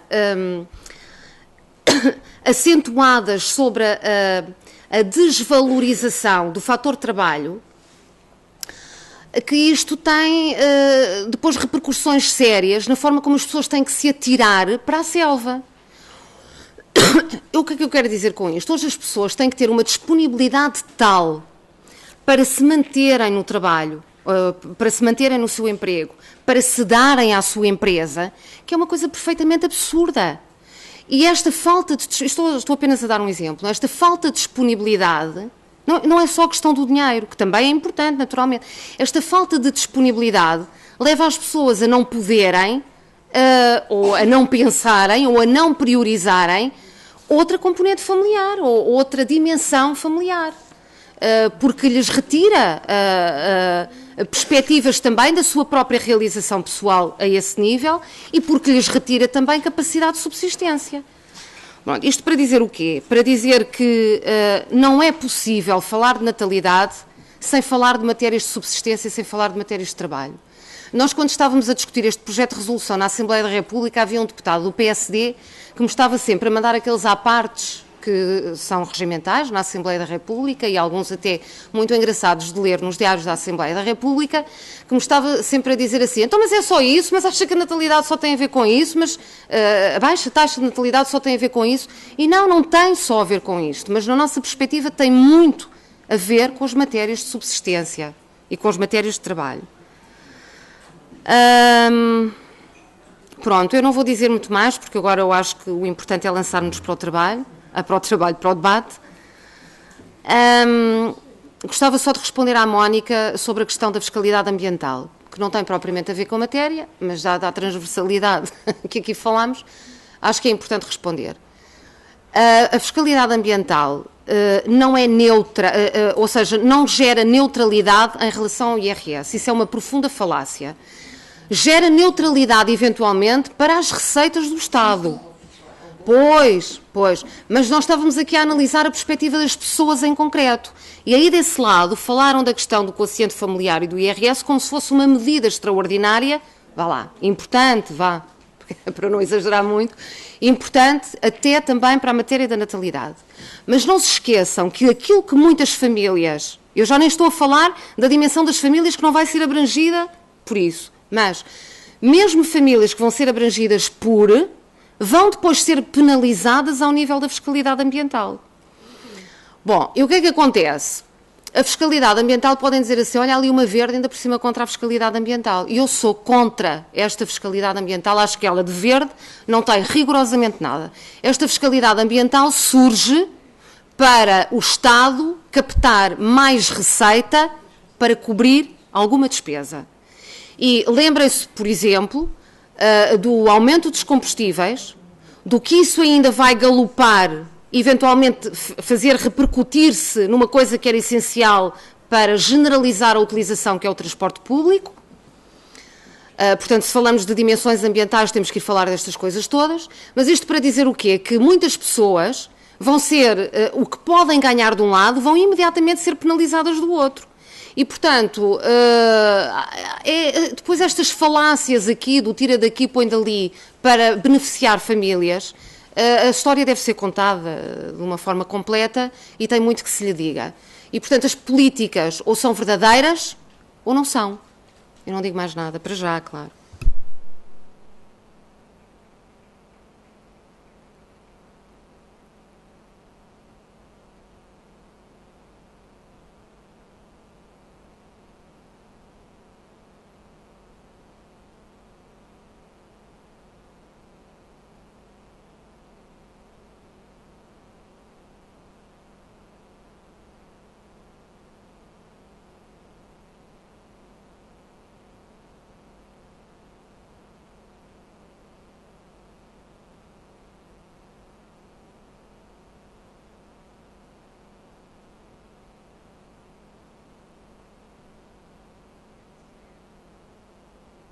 O Sr. Armando Marques diz que há discursos célebres na história que demoraram 1 minuto e meio, não é? Portanto...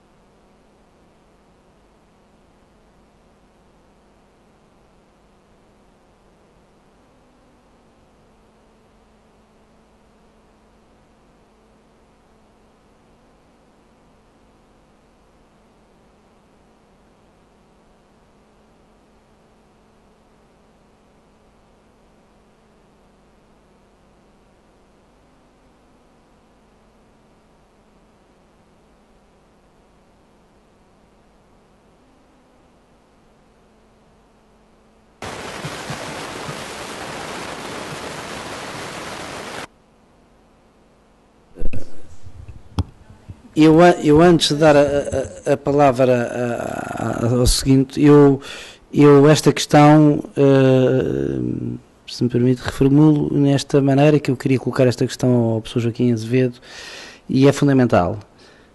Dentro do Governo, visto que os programas orçamentais, como sabem, coincidem com os ministérios, basicamente, e, portanto, não há nada transversal no Governo, ok? Portanto, se vocês tivessem que meter vamos-lhe chamar XPTO, que tem a função de transversal das políticas de natalidade, onde é que meteriam isso? Não é? Onde é que meteriam? Em que Ministério ou na Presidência do Conselho de Ministros? Ou seja, essa entidade, não é? Eu estou a tentar concretizar agora em termos governamentais, onde é que meteriam, ou numa já existente, ou criariam uma nova, etc., que fosse permanente e que fosse um programa orçamental transversal a todos os governos. Pronto, esta já tenho a minha questão era esta, aliás, eu queria colocar essa questão ao Joaquim Azevedo, mas ele já se foi embora. A segunda, isto agora não interessa muito a ordem, mas...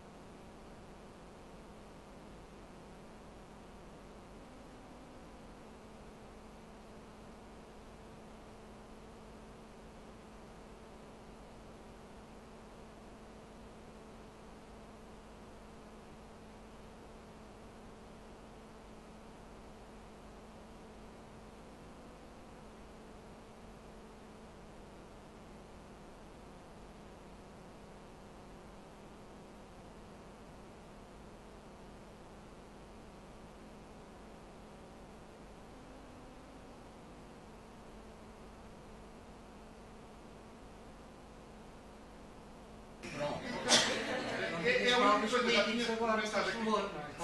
Paulo, já tinha comentado comentado aqui com a Karen que estávamos perante uma tribuna de jovens deputadas que podem ser de uma localidade diferente.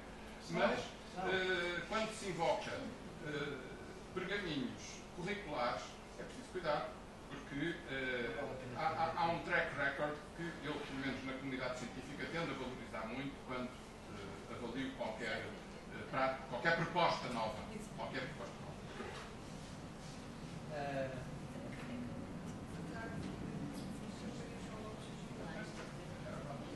Eu peço é que fale um bocadinho mais alto para nós ouvirmos muito bem. Chamo Maria João Lopes, e sou jornalista. Queria só perguntar, não tem qualquer tom de provocação, mas falou-se muito de questões de género e queria tentar perceber se tem algum significado ou leitura que se pode fazer do facto de que nesta plateia estão deputadas. Não há nenhum deputado.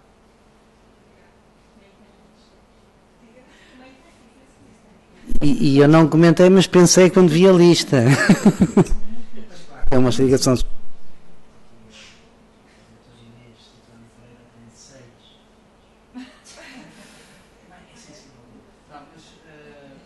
Para além da Karen Wall, mais havia mais uma questão? Não? Quer?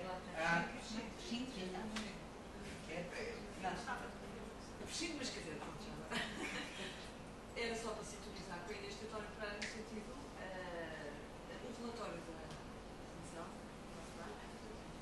em sítio algum, favorece o modelo de família. Isso foi uma questão que há bocadinho foi dita. E famílias homoparentais? Não, isto não se inclui. Nenhuma das medidas do relatório favorece este ou aquele modelo de família. É pensado para as crianças, para a conciliação, para a justiça fiscal, para a educação. Mas bloqueia ou não bloqueia a aplicação medicamente assistida? Portanto, uma mulher, isto é uma família, uma mulher quer ter um filho. Nenhuma das medidas do relatório favorece Não. nenhum modelo de família. Não, essa é a questão. De que esta mensagem Também não propõe. porque isso custa-me bastante. Está bem? Querem? Dois comentários. Eu queria sublinhar o facto de todas as senhoras deputadas estarem a referir políticas que não são de natalidade, são de facto políticas de família. E por isso, eu sugeri, ou queria também perguntar, se não seria mais proveitoso pensarmos em políticas de família e não de natalidade, porque, de facto, não há nenhum interesse em criar medidas a avulso que não tenham em conta todos estes objetivos de mais abrangentes. Primeiro ponto. Em segundo lugar, em relação à tua pergunta, o organismo, de facto, neste momento não há nenhum organismo que tutela as políticas de família. Já houve e, tradicionalmente, em Portugal, a instituição está inserida no Ministério da Segurança Social. Pelo menos isso, isto é, portanto, como temos já essa tradição, pelo menos continuar essa tradição de ter no Ministério da Segurança Social um organismo que tutela. Depois pode haver outras soluções também, não digo que não, mas aí, de facto, é essencial haver um organismo que tutela. Muito bem. Agora, eu sei que é muito difícil vocês fazerem um esforço de contenção. Era só mais uma questão, Ok. Não. Cátia Nunes, trabalho em trabalho no Estado. A minha questão é, tem sido 3 anos e houve um aumento das 40 horas no Estado. E tenho que dizer que foi a questão mais violenta que aconteceu no Estado nos últimos tempos para quem teve filhos. Gostava muito de ter visto nesta comissão este relatório, a redução na área de trabalho, para passar-se por retomar aquilo que já tivemos, que é as 35 horas. Também gostava que as instituições públicas, e não falo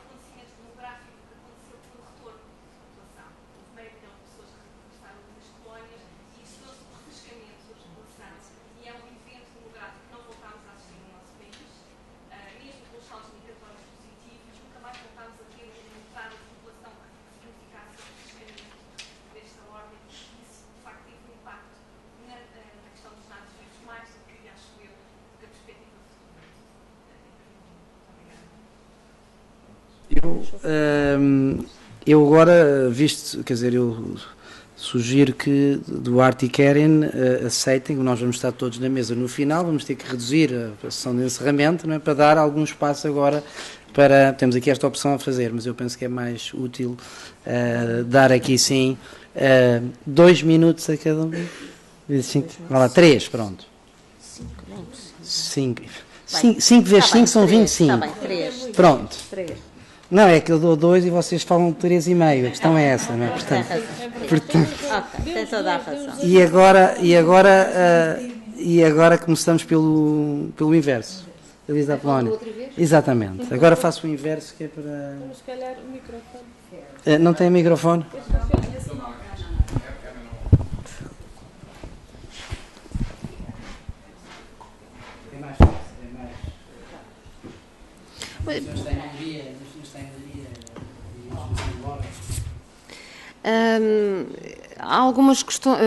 Algumas questões foram comentários e eu não vou responder uma a uma, até porque não tenho capacidade para responder uma a uma.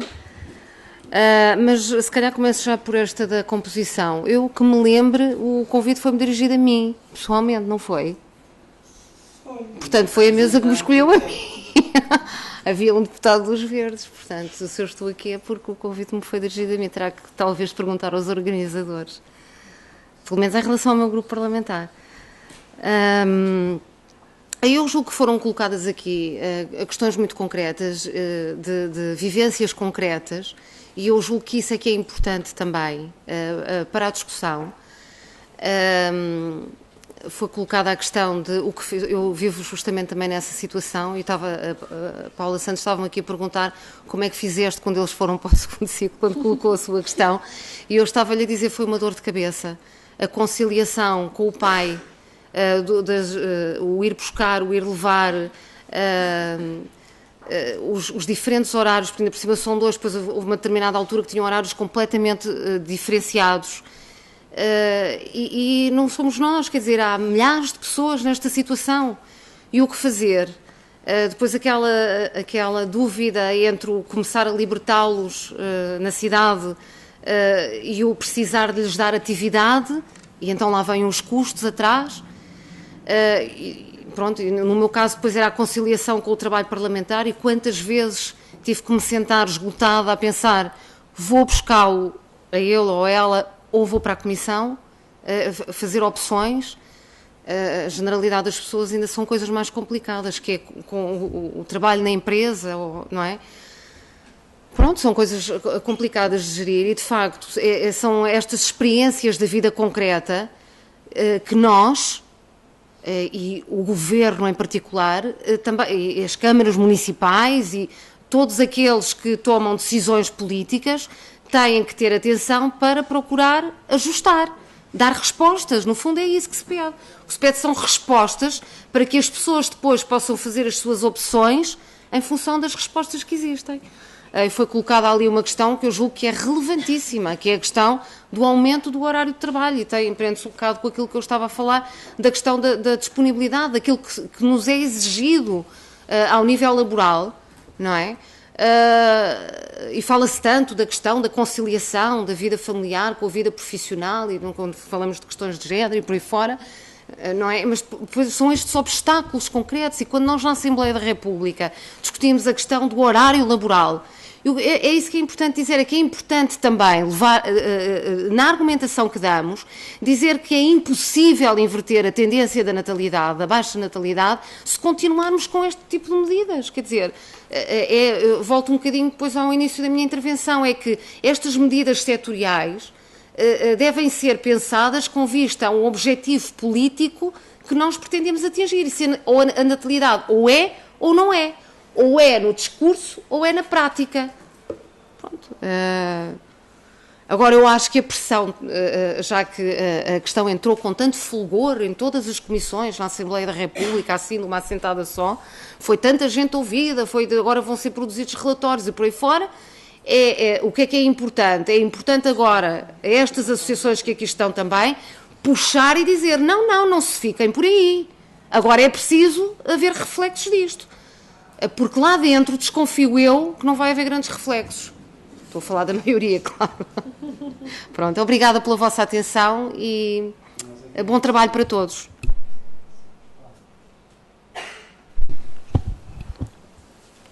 Bom, vou desta vez tentar, de facto, cumprir com o que está aqui colocado e de uma forma muito breve dizer o seguinte, que há obviamente a transversalidade das medidas, como foi aqui colocado, ou das áreas que são necessárias intervir para que efetivamente se contribua para que haja uma alteração da taxa de natalidade do nosso país e para que efetivamente possamos ter um crescimento, que é isso que pretendemos em relação a esta família. E isto, de facto, tem que ser em todo o lado, em todas as áreas, e tem que ser olhado, efetivamente, em todas as áreas, como aqui já tinha referido. Eu creio que o conjunto de questões que vieram para cima da mesa, quer a preocupação em relação aos jovens já no segundo ciclo, eventualmente no terceiro ciclo, eu acho que são questões que fazem todo o sentido. Muitas das vezes acabamos por nos centrar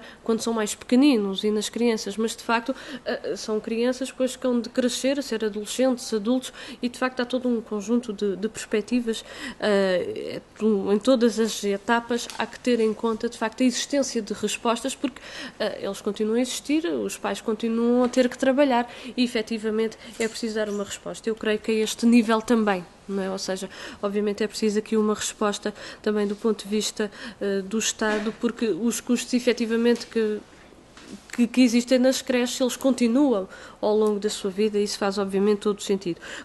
Como estou plenamente de acordo, não abordei, tinha aqui nos meus apontamentos, mas não abordei, mas a questão do aumento do horário de trabalho.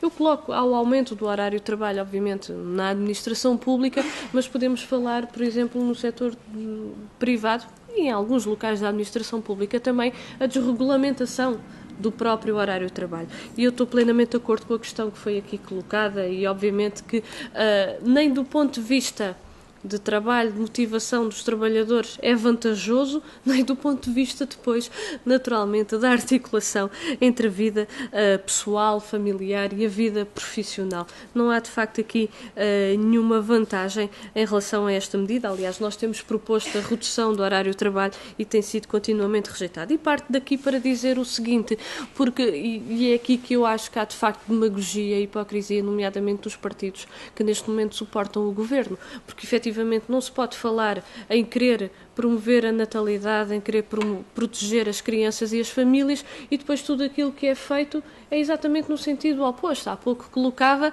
o discurso não bate certo com a prática e a verdade é que é isso efetivamente que se sente. Falei aqui, então se um partido ou se há forças políticas que dizem promover a natalidade, posso começar por esta, então baixar o horário de trabalho não seria uma medida. Então não garantir o cumprimento dos direitos de maternidade e paternidade não seria outra medida, porque é verdade que há direitos, eu há pouco referi, e é conhecimento de todos, há direitos que estão na lei e que não são cumpridos. Tem que se fazer cumprir. Tem que haver ações de fiscalização. Quem não cumpre tem que ser penalizado. E não pode quase que as penalizações, às vezes chegamos ao limite que quando há penalização é mais benéfico para a empresa não cumprir e depois pagar, por exemplo, alguma contraordenação, quando tal exista, do que efetivamente fazer cumprir a lei. E, de facto, isto tem que ser, de uma vez por todas resolvido. Com uma relação no que diz respeito ao emprego e ao desemprego, como é que um governo que diz que quer promover a natalidade e agora, na Segurança Social, são 700 mil que vão para a rua. 700, professor, peço desculpa. Já estava aqui a exagerar. Vou já terminar. São 700 que vão para a rua. Nos professores são agora um pouco mais de uma centena, mas com a perspectiva de serem muito mais. Não se promove, de facto, não é política de natalidade. Eu creio, estou de acordo que acho que devem haver... A questão central é garantir as condições, garantir políticas e medidas que permitam às famílias tomar a sua decisão e que a sua decisão não seja condicionada por questões económicas e sociais. Só para terminar, estou cá eu, uma mulher do Partido Comunista Português, mas podia estar aqui perfeitamente um camarada meu do sexo masculino, não faria nenhuma diferença, porque de facto, quer os meus camaradas do sexo feminino, quer do sexo masculino, a questão da maternidade e paternidade é perfeitamente respeitada.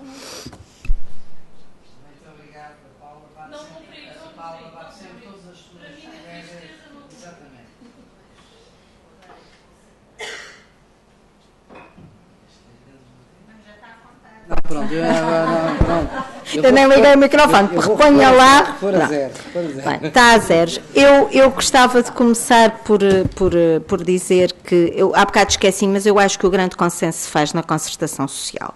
E é preciso levar uma proposta séria à concertação social, porque houve um grupo de trabalho agora nesta concertação social, nesta legislatura deste governo, para fazer trabalho na área da igualdade de género que tocava estas matérias. O grupo reuniu uma vez. Portanto, é fundamental que a concertação social assuma, mas não é assumir porque a CIP vai lá e diz umas coisas, porque eu também já ouvi a CIP dizer o contrário. É preciso escrever, é preciso ficar escrito e é preciso assumir na realidade, na concertação social, porque o trabalho, eu acho que aqui há várias pessoas com esta perspectiva, é central nesta questão. Um acordo? Um acordo aprovado na concertação social. Não, agora ou, enfim, mas é fundamental para mim, para haver um consenso verdadeiro. A concertação social é aqui, eu há bocado passou-me e queria dizer, respondendo agora às questões assim de forma muito breve, relativamente à Carlota, eu não estou de acordo consigo totalmente, porquê? Porque eu acho que houve um conjunto de políticas que foram ficando, não acho que sejam só duas. O pré-escolar, as licenças de parentalidade, os equipamentos sociais de alguma maneira têm evoluído e nas prestações sociais, apesar dos cortes, nasceram novas prestações sociais que se mantiveram. Subsídio social de parentalidade, abono pré-natal. Agora, concordo consigo quando diz que o discurso vai muito para lá da prática. Isso é verdade e temos que inverter isso e aí estou de acordo consigo. Quanto à Vanessa, eu concordo em absoluto. Eu acho que o problema é que nós ainda não conseguimos consolidar nem o primeiro ciclo nem o pré-escolar e por isso é que ainda ninguém foi ao segundo ciclo, mas é urgente e não podia estar mais de acordo com essa leitura, porque ainda são crianças muito pequenas que mudam de modelo, porque o modelo escolar muda muito e ficam um bocadinho perdidas e de facto deve-se pensar nisso seriamente. Quanto à Maria João Lopes, eu não lhe vou explicar porque é que sou eu que estou aqui. Eu o que lhe vou dizer é o seguinte: a Assembleia da República reproduz exatamente o modelo social do resto. E às vezes até reproduz mais que o resto. E, portanto, nós estamos aqui, somos só mulheres, e se for à subcomissão da igualdade, só lá tem praticamente mulheres. Por acaso, o único homem que faz parte é do Partido Socialista. Mas, quer dizer, é um modelo a reproduzir-se. E, portanto, aqui também está um homem, e ainda bem, porque, assim, para terminar, dizer que a questão que a Cátia levantou é uma questão muito importante. E, aliás, até estávamos a comentar aqui porque nos tinha passado a questão das 40 horas semanais de trabalho e tínhamos nos apontamentos e depois passou. É muito estranho e isso eu tenho que dizer. Eu não queria vir para aqui fazer política partidária, porque não é muito, acho que não é esse o âmbito, mas há uma coisa que se tem que dizer. Um governo que está a promover políticas de natalidade, que chama este tema, e bem, para a praça pública, que o põe na agenda política. Como é que o partido que está a fazer isto faz o que faz ao nível da conciliação na administração pública, onde devia dar o exemplo, onde passa das 35 horas para as 40 horário, que tem dificultado a vida a muitas pessoas e mais. A questão da flexibilidade de horário, dos pedidos de flexibilidade de horário, está a ser cada vez mais recusada. Estava-me há bocado a Sandra Ribeiro a dizer, 80% dos pedidos na CIT de parecer relativamente à flexibilidade de horário são da administração pública. Portanto, há aqui qualquer coisa que não joga certo.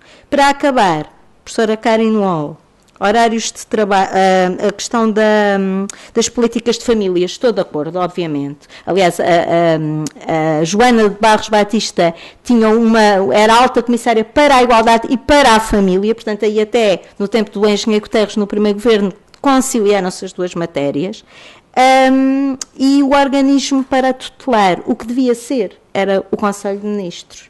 Mas para ter eficácia prática, é melhor que não seja. É melhor que se mantenha no trabalho e na segurança social, porque de certeza que terá mais eficácia prática, porque tudo o que é transversal normalmente tem muita dificuldade em, na prática, se concretizar. Mas era lá que devia estar, porque era o que faria sentido do ponto de vista político.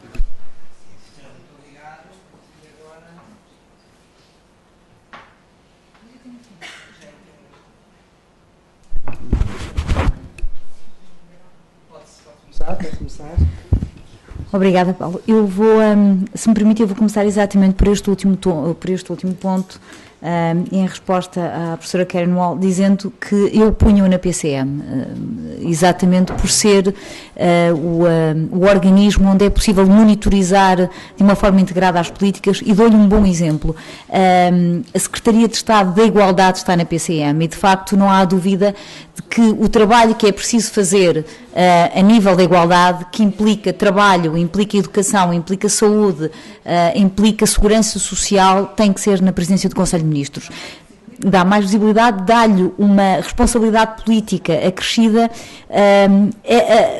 A segurança social é um sítio onde, de uma forma até clássica, nós olhamos para estas questões e portanto, não me chocaria. Mas a nível de poder promover a efetiva coordenação que estas políticas precisam, eu de facto colocaria-o na PCM, destacando a Secretaria de Estado da Igualdade e dos Assuntos Parlamentares como um bom exemplo de como na PCM se consegue fazer bom trabalho. E falando nesta questão da igualdade e da possibilidade de se fazer concertação, de se fazer consenso, eu também concordo com a Catarina, isto tem que ser a nível da concertação social, lá tem que se trabalhar este tema também. Isso de facto é muito importante e não posso deixar de destacar que a primeira vez que o tema foi levado, o tema da conciliação e o tema da natalidade foi levado à concertação social, foi esta Secretária de Estado que o levou agora. E, portanto, isto é, mais uma vez, o praticar o que se prega. Agora, de facto, se tiver que analisar as questões que aqui me foram postas, e começava pela da Carlota, que ainda por cima tem a coincidência de ser o nome da minha filha mais velha, portanto é o meu nome favorito de rapariga, mas a Carlota deixou-me, não sabia, não tinha ideia de que a média de duração deste tipo de políticas fosse tão curto. Dura a vida de uma legislatura, é muito preocupante, porque de facto nós temos estado muito preocupados com a questão dos pactos de justiça e dos pactos fiscais e temos dito aos partidos políticos, para haver justiça tem que haver um pacto de regime que ultrapasse a vida de uma legislatura, para haver um pacto, para haver estabilidade fiscal e a possibilidade de uma política fiscal eficaz, tem que haver um pacto de regime que ultrapasse uma legislatura. Confesso-lhe que não sabia que nesta área a duração das políticas era tão curta. É claro que esta interrupção com ciclos tão pequenos não permite sequer medir a eficácia das políticas desenhadas. Isso é que me parece grave desde o início. Em relação à resposta aos alunos do segundo ciclo, Vanessa, eu dava-lhe a resposta que eu acho que é fundamental para outras idades. Eu não tenho grandes dúvidas neste momento que os investimentos que foram feitos, quer a nível das creches, quer a nível dos berçários, não foi acompanhado com investimentos iguais a nível da adolescência e da juventude. Isso não tenho, a minha análise empírica, não fiz uma análise sistematizada, mas parece-me que não foram acompanhados. E, portanto, talvez o facto do segundo ciclo ainda não estar suficientemente trabalhado explique isto. Dito isto, o que nos interessa são respostas. E esta é uma das áreas em que as juntas de freguesia e as câmaras podiam ter um papel assertivo. E como? Porque todas elas têm, depois ao fim e ao cabo, acabam por ter limitações financeiras. Uma vez que, num cenário de contenção e de rigor, porque, como sabe, um dos problemas da atual crise também foi a desorçamentação de tudo o quanto era estatal e mais baixo do que a administração central, ou seja, numa série de sítios criaram-se pequenas empresas municipais, pequenos organismos que estavam fora do perímetro das contas do Estado e, portanto, quando se consolidou tudo, digamos que era a tempestade perfeita, era algo que estava à espera para acontecer. E, portanto, nós temos na impossibilidade de aumentar ou de promover o endividamento. Temos benefícios fiscais, temos incentivos fiscais que se podem dar às empresas municipais, às juntas de freguesia. Estou mesmo a terminar. Obrigada, Paulo. E, portanto, tem que haver uma responsabilização. Eu sei que há algumas juntas de freguesia que têm transporte escolar, que têm os manuais escolares, não passa só pelos bancos de manuais escolares, passa pela própria junta de freguesia, a própria Câmara, a assumir essa despesa perante os seus munícipes. E em relação às creches das instituições públicas, eu vou-lhe dizer só isto: a Assembleia da República tem uma creche e digo-lhe que há poucas coisas que me tenham tranquilizado tanto como eu, quando comecei esta legislatura, tinha uma criança com 1 ano. O facto de a ter ao pé de mim, o edifício é separado, mas é suficientemente perto para eu lá poder ir todas as vezes que queria, que funciona enquanto eu tiver que trabalhar. e que me garante que a minha criança está sempre bem cuidada, isto dá uma tranquilidade que eu acho que não pode ser uma questão de sorte de eu estar deputada agora, porque a probabilidade, ou melhor, de acordo com os ciclos eleitorais, eu posso deixar de ser deputada já este ano. E, portanto, isto não pode ser uma questão de sorte ligada à profissão ou ao cargo que eu desempenho neste momento. Eu sou professora do ISCSP, está aqui a professora Anália, portanto, eu também gostava que o ISCSP tivesse uma creche, para me garantir que quando eu fosse para o ISCSP, de volta, houvesse uma outra creche. Portanto, eu creio que o seu desabafo é muito neste sentido. O Estado, que era o promotor das boas práticas, quando desinveste nas suas próprias infraestruturas, está a dar um sinal errado aos privados, aos operadores privados. E, portanto, daí, eu prometo que esta é a minha última frase, das várias queixas que aqui se ouviu e que me preocupam muito e que preocupam as minhas colegas todas, de os acordos assinados entre a entidade patronal e a candidata a um emprego em que se compromete a não engravidar, ou em que se pergunta se quer, ou uma candidata, a senhora está a pensar em engravidar. Isto é, além de ilegal, é inconstitucional. E, portanto, o apelo que se tem que fazer é que haja um escrutínio mais apertado, mas para isso tem que haver denúncias. Temos que conhecer situações concretas para que se possa atuar. Não basta ter os mecanismos de regulação, é preciso que eles sejam efetivos. E, de facto, havia muito mais, mas eu acho que o debate foi muito útil. Eu levo aqui muitas pistas e só posso agradecer os contributos que também dão para nós podermos levar de volta à nossa casa.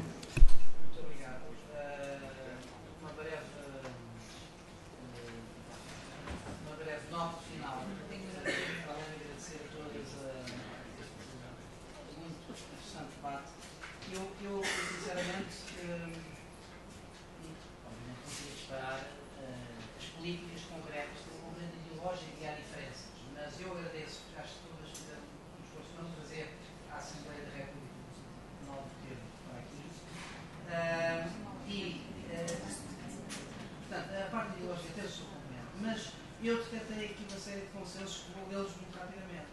Primeiro, e acho que são consensos, os homens não têm filhos, mas não é por serem egoístas. Esta foi uma frase que eu acho que vem da Luísa Apolónia, mas que eu acho que é consensual. Não é por serem egoístas, é por esta geração ser uma geração rasca, entre aspas, que não há dúvida. Segundo, as pessoas desejam ter mais filhos do que os que têm, é se dar condições para terem filhos. Terceiro, os equipamentos sociais. Toda a gente está de acordo com isso. Quarto, a flexibilidade e a redução do horário. Sendo que a divergência é só que há uns que acham que deve ser já, e que acham que há condições e que ele não podia ter aumentado, eu incluo nesse grupo, e há outros que acham que nesta situação é preciso, etc., mas que mais tarde pode ser. Mas acho de certeza que não haja aqui ninguém que não seja a favor da redução e flexibilidade do horário. Depois a questão das vacinas, do leite, manuais escolares, tendencialmente gratuitos ou pelo menos acessíveis a todos, quer dizer, não pode haver famílias que não podem comparar os manuais escolares para as suas crianças, acho que isto também é consensual. Quinto lugar, a importância de não se ficar por aqui, ou seja, não pode haver agora relatórios de cada comissão parlamentar, ok, vai, tal, enquanto todos satisfeitos e agora volta tudo à mesma coisa que é não haver política de família e ser tudo errado. Deixa-me fazer mais alguma coisa, e eu dou aqui uma sugestão, não sei se é consensual ou não, mas que haja um debate entre a social e a social. Para acabar, em termos de onde é que se põe a estrutura, porque as políticas precisam de atores. Os atores têm que ter um local institucional onde estão. Basicamente, duas possibilidades, ou na PCM ou no Ministério da Segurança Social, sendo que a PCM tem a vantagem de que tem maior, está perto do Primeiro-Ministro, é mais transversal, é o organismo por excelência transversal da administração pública e tem a desvantagem de às vezes ser pouco eficaz. A Segurança Social tem se calhar a vantagem de estar mais ligado às prestações todas, etc. Mas não é, mas é setorial, não é transversal. Pronto. Atribua o Primeiro-Ministro. A PCM está debaixo do Primeiro-Ministro. Como? A PCM está debaixo do Primeiro-Ministro. Quando fizemos isso, que teria que estar do Primeiro-Ministro, não é transversal. Portanto, eu chamaria então as principais, portanto, agradecia, mandaríamos agora a só para